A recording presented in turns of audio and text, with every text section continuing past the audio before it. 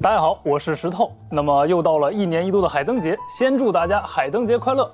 接下来呢，我们去采访一些研发同学，分享一些研发过程中的设计思路。就先从美术组开始出发。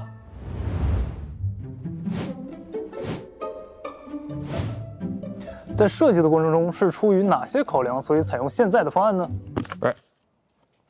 哥伦比亚整体的气质是孤独清冷，同时又懵懂纯洁，让人捉摸不透。刚开始给人一种圣洁与危险并存的感觉，像蒙着一层面纱的水中月。哦，那话说玩家对哥伦比亚睁眼的效果是非常有兴趣的呀。当然，关于睁眼的设计自然是要做的。一个长期闭着眼睛的游戏角色，怎么可能逃得过一个独特的睁眼呢？资白的形象主要参考了书籍《竹林月夜》中白马的气质以及形象。因为有马的元素在，所以我们采用了典型的高马尾的设计，以及它的靴子上也有一些马蹄的印象。就是虽然叶罗亚他现在看上去年纪不大，但其实我们也知道他已经是一个指灯师的分队长，所以呢，在设计的时候，我们给他增添了一些疤痕，包括给了他一个深邃的眼神，这样来彰显他其实有着跟年龄不符的久经沙场的一种背景故事。我们其实在早期设计的时候，也为他尝试过一些比较偏战斗的一些动作或者是姿态，但是我们后面在落地的时候呢，发现其实不太符合这个角色的一些印象啊，所以我们后面决定用一些比较偏轻哼吟唱的感觉来作为他战斗的主要印象。你呢？我们想要做一个设计的媒介，来让资白与自己的灵魂白马会有一些互动，这样可以丰富他们的表现。然后结合设定探讨了之后，我们发现资白与三月还有那个月亮的高车都有着很大的联系，同时现实层面高车与滑盖也有结合的应用，所以我们选择了滑盖作为这个设计的媒介。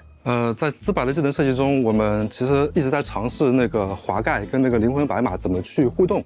然后我们试了很多脑洞，有一个版本过于像那个旋转木马了，然后大家觉得太搞笑，然后 pass 掉了最后选了现在这个方案，也是比较像仙人法宝的感觉。叶洛亚的元素爆发的信鸟图标一开始是正着的，然后随着那个鸟飞上去，然后突然一下正了，就像僵直了，就像触电一样，然后就感觉很奇怪，然后综合考虑下来，我们把它改成了斜的。那我们看一下僵直什么样的。当。在制作过程中，你的感受是什么？大家都很专业，绝大部分的想法都可以实现。其实我们在制作的时候发现，我们既想要符合这个角色这种轻盈的感觉，然后我们要兼顾这种战斗的体验，这个中间的手感其实是非常难调和的，这个非常不容易。你呢？部分热心同事会提供一些比较复杂的脑洞。口误了这个待会再来一条。好。部分热心同事都会提供一些比较惊艳的脑洞，你就只能心怀感激的接受了。感受的话，每天上班都在看月亮，然后下班抬头又是看月亮，甚至有一天还出现了超级月亮，你敢信吗？挠破了头，尝试了无数次的方案。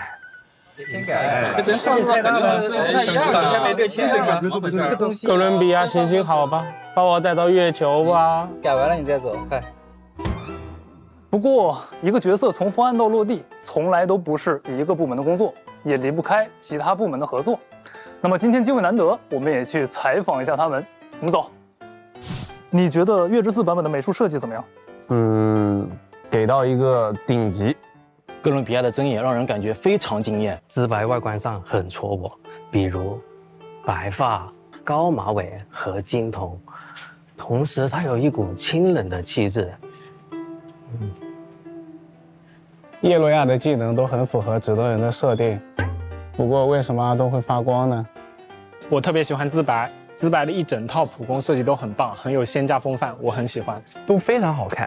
但是可能我的元素储备实在是有点不够了。如此强劲，令人惊叹。那你觉得合作顺利吗？我觉得合作中肯定有困难，但大家都是追求极致的。至于被困难折磨的话，那我觉得我们都习惯了。为了落地资白身上的一些相关的设定要素，我们大家每周都会对一遍各自的脑洞和设计。虽然花了不少的精力，但是呢，我觉得最终呈现的效果呢，还是比较令人满意的。怎么让睁眼的哥伦比亚自然的闭眼？实现的过程真的太让人头疼了。哥伦比亚的针眼让人感觉非常惊艳，挺顺利的，但代价是头发。唉，顺不顺利你还不知道吗？在会议室我们还吵了几次。因为时间和资源有限，要做出让所有人都满意的内容其实很不容易。是的，但吵归吵吧，最后我们团队还是会找到一个最优解。那协调项目开发过程中的各种问题，本来也是 PM 的日常。毕竟游戏美术设计本身呢，它就是带着镣铐在跳舞，所以都理解的。辛苦了。那对美术部门有什么建议吗？没有。下一个角色的背后能不能不要带光环？哎，志东的角色设计的咋样啦？我们得找时间对后面的落地规划喽。再做了啊！这是可以提的吗？当然可以。那我想想，我想到了好多建议。感谢这位同学诚恳的建议。相信今天的内容可以帮助旅行者们更加了解角色的创作幕后，也希望大家喜欢新版本的3名角色。那么我们今天的采访就接近尾声了，我们下次再见。